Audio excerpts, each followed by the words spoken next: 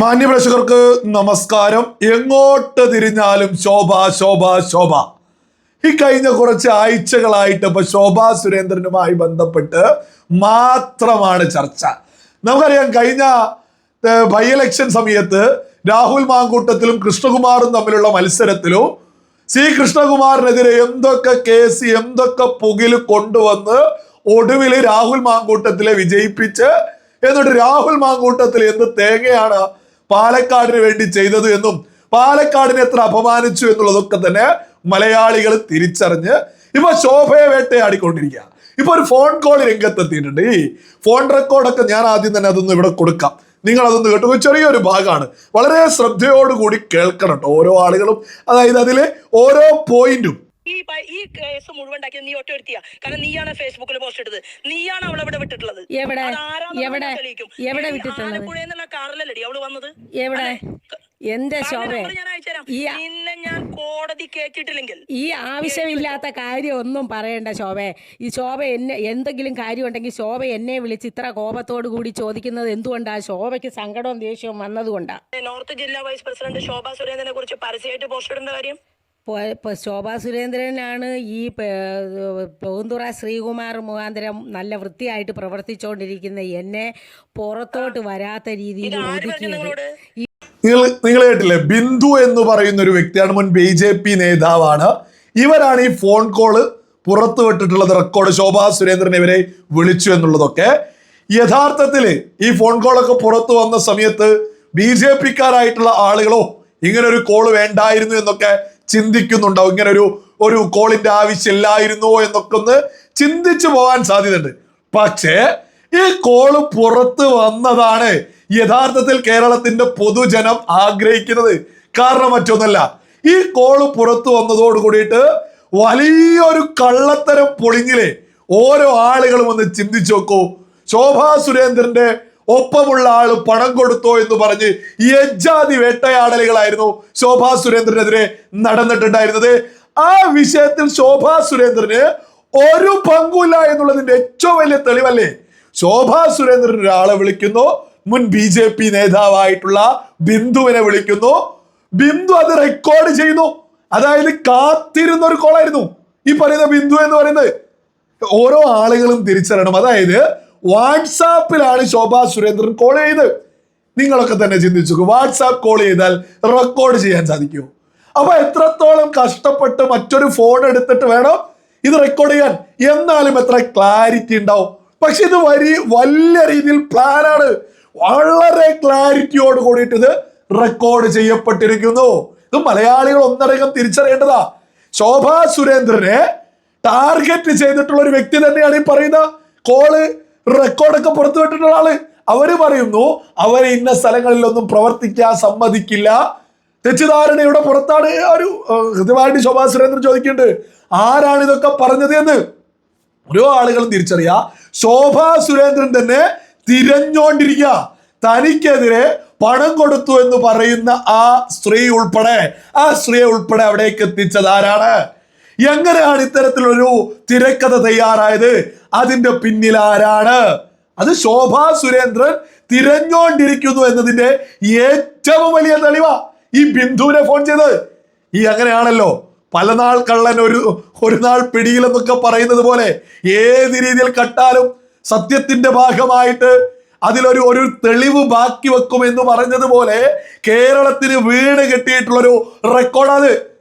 വളരെ വ്യക്തമാണ്. ഈ ബിന്ദു എന്ന് പറയുന്ന സ്ത്രീ ഈ റെക്കോർഡ് പുറത്തുവിട്ടതിൽ ശോഭാ സുരേന്ദ്രൻ തനിക്കെതിരെ പണം കൊടുത്തു എന്ന് പറയുന്ന ആ സ്ത്രീയെയും അതുമായി ബന്ധപ്പെട്ടുള്ള ഓരോന്നും ശോഭാ സുരേന്ദ്രൻ തിരഞ്ഞെടുപ്പിന് ശേഷം തിരഞ്ഞോണ്ടിരിക്കുക.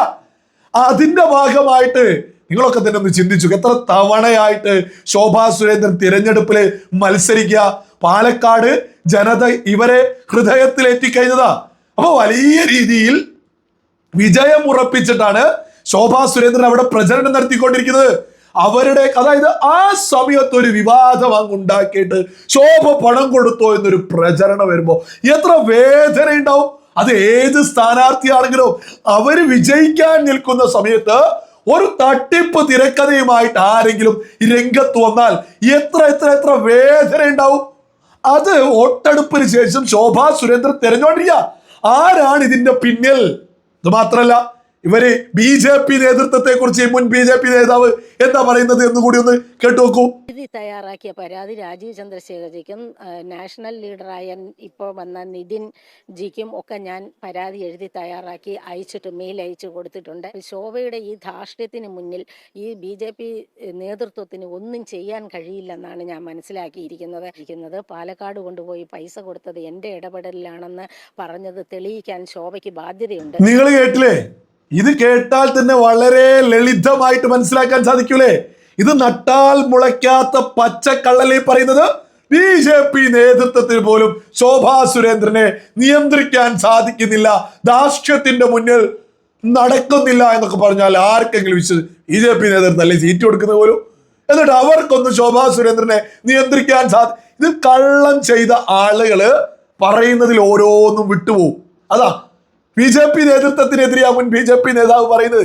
അപ്പൊ കോൺഗ്രസ്സുകാര് മാത്രമൊന്നല്ല, പലരെയും കൂട്ടിയിട്ട് വലിയൊരു തിരക്കഥ തന്നെയാ ശോഭാ സുരേന്ദ്രനെതിരെ തയ്യാറാക്കിയിട്ടുള്ളത്. അല്ലെങ്കിൽ നിങ്ങളൊക്കെ തന്നെ ഒന്ന് ചിന്തിച്ചു നോക്കൂ. ആ വീഡിയോ പുറത്തിറങ്ങിയതില് ഒരു സ്ത്രീ ഒരു സ്ഥലത്തേക്ക് പോകുന്നു, പണം കൊടുക്കുന്നത് പോലെ കാണിക്കുന്നു. എന്നിട്ട് അവിടെ അത് മതിലിന്റെ ഇപ്പുറം നിന്നെടുത്തൊരു വീഡിയോ സ്പോട്ടില് അവരുടെ മുഖത്തേക്ക് എത്തുന്നു. അത് കഴിഞ്ഞ് നേരിട്ട് റോട്ടിലേക്കാണ് അടുത്ത ഷോട്ട്. ഇത് വെൽ പ്ലാൻഡ് ആയിട്ട് ചെയ്തിട്ടുള്ള ഒരു തിരക്കഥ തന്നെയാ, ഒരു വീഡിയോ തന്നെയാ. അതിങ്ങനെ വരും ദിവസങ്ങളിൽ ഇതുപോലെ ഇങ്ങനെ തെളിവ് പുറത്തു വന്ന് ആരാണ് ഇതിന്റെ പിന്നിൽ എന്നൊക്കെ കൃത്യമായിട്ട് കേരള പൊതുസമൂഹത്തിന് തിരിച്ചറിയാൻ സാധിക്കൂ.